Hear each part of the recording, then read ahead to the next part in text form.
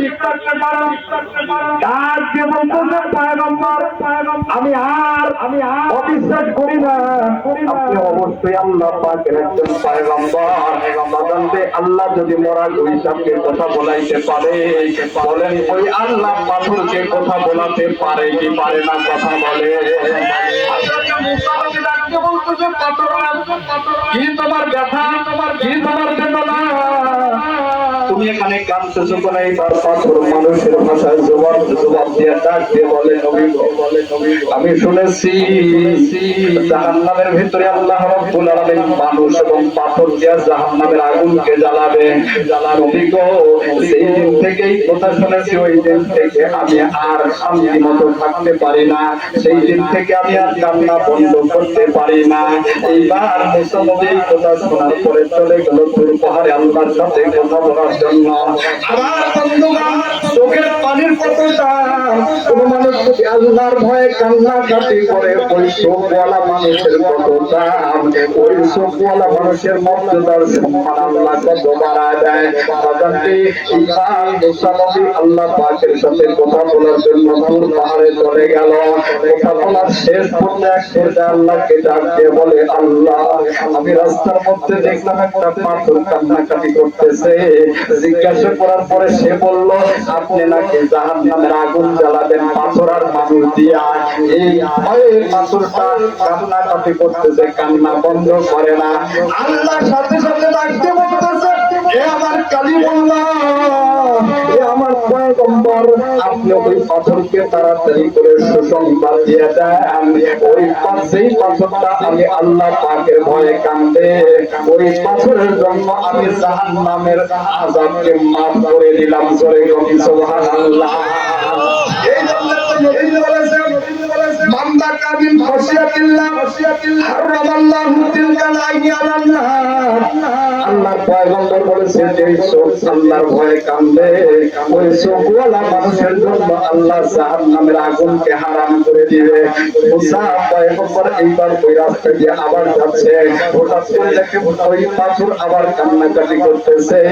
এইবার মুসা পয়গম্বর যাওয়ার পরে ডাকতে বলতেছে, পাথরের কান্না বন্ধ করো, তোমার জন্য আল্লাহ পাক একটা সুসংবাদ দিয়েছে, আর কান্নাকাটি করার প্রয়োজন নাই। এবার পাথর ডাকতে বলতেছে, আল্লাহ কি সুসংবাদ দিয়েছেন? এইবার মুসা নবী বলতেছেন, আল্লাহ বলেছে তুমি যেহেতু আল্লাহর ভয়ে কান্নাকাটি করতেছো, আল্লাহ তোমার উপরে খুশি হয়ে গেছে, আল্লাহ তোমার জন্য জাহান্নামের আযাবকে ক্ষমা করে দিয়েছে, মাফ করে দিয়েছে, সুতরাং তুমি কান্না বন্ধ করো। মুহূর্তের মধ্যে পাথরটাকে আল্লাহ বন্ধ করে দিল। হযরতে মুসা নবী বাড়ির দিকে চলে গেল। দুই একদিন পরে মুসা নবী আবার ওই রাস্তা দিয়ে আসতেছে।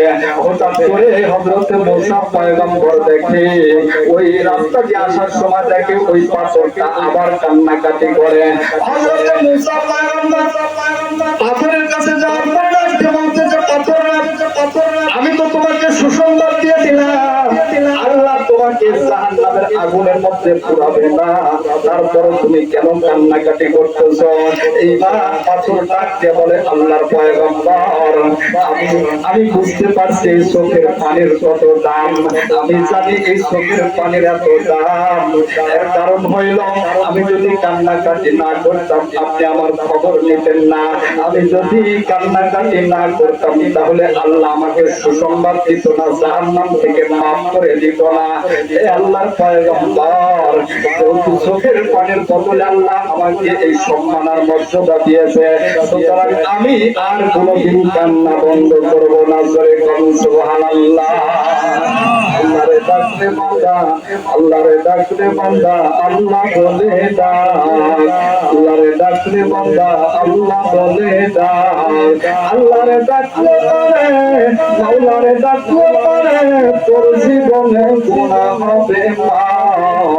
আল্লাহরে ডাকলে বান্দা আল্লাহ বলে ডাক। যখন তোমার কেউ ছিল না তখন ছিলেন তিনি, এখন তোমার সব হয়েছে পর হয়েছে বলিরে বান্দা পর হয়েছে বলি। ওরে আবার যখন কেউ রবে না তখন রবেন তিনি, আল্লাহরে ডাকলে বান্দা আল্লাহ বলে ডাক। যখন মানুষ সত্য ছিলাম তার ছিল না মুখে, তরল খাবার আল্লাহ তাআলা দিছেন মা জননীর বুকে। ভাইয়া মা জননীর বুকে, কথা বলেন ঠিক কিনা? যখন মানুষ সত্য ছিলাম তার ছিল না মুখে, যখন মানুষ সত্য ছিলাম তার ছিল না মুখে, তরল খাবার আল্লাহ তাআলা দিছেন মা জননীর বুকে। ভাইয়া মা জননীর বুকে। ওরে সেই আল্লাহ রে ভইল না রে জীবন থাকার যাও, আল্লাহরে ডাকরে বান্দা আল্লাহ বলে ডাক। সুখে দুঃখে বিপদে আপদে সুস্থ থাকি অসুস্থ থাকি যে অবস্থায় থাকি না কোনো, সর্ব অবস্থায় সুখকে আদায় করতে হবে কার?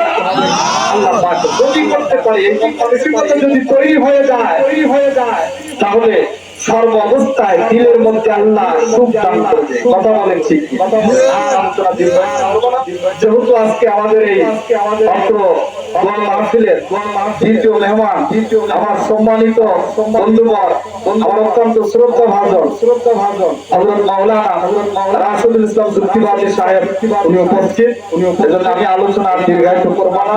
দ্বিতীয় বক্তার পরে আরো একজন বক্তা আছে, প্রধান বক্তা আমাদের সিংহার কৃষি সন্তান, উত্তরবঙ্গের গৌরব, বিশিষ্ট আলেমের দিন হযরত মাওলানা আলী আকবর সাহেব উনি আলোচনা করবেন।